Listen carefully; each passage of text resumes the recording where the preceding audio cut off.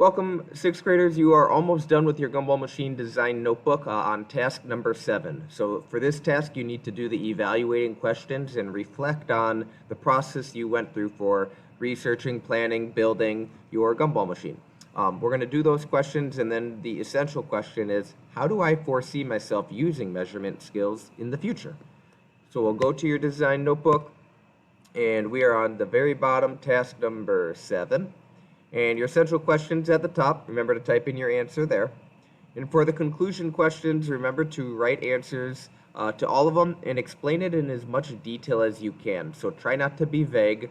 You did this project, so talk in detail about what you did, your challenges, your successes, about what you did, and then use complete sentences. So the first question, were you successful in building your Gumball machine? And the important part is why or why not. So don't just say, yes, I was, I finished, or no, I wasn't, I didn't finish. Go into more detail about what did you do to make it complete and successful, or why is it not considered successful in your mind. The second question, explain what was the most challenging part of this project. Third question, if you could change or improve one thing about your project, what would it be? Maybe it would be about the design itself. Maybe it would be about the way we do things in class and the process for this project. But we'd love to hear what you think improvements could be made.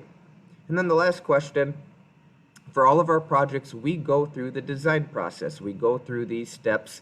And so be in detail of how did we do inquiring and analyzing with the Gumball machine? How did we do developing ideas? How did we do creating the solution and evaluating? I encourage you to look up through your design notebook at the beginning, what are some of the things we did, and it's shown up in your design notebook above through tasks 1 through 6. You'll get some ideas there. So give 1 or 2 examples of each of these.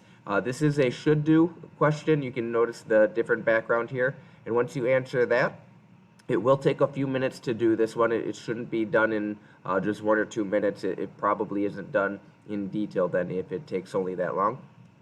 But then you can write your task summary. What did you learn, and what's one example of success that you had? As soon as you finish that, you are done with your Gumball machine design notebook, and hopefully you have that Gumball machine finished and ready to enjoy.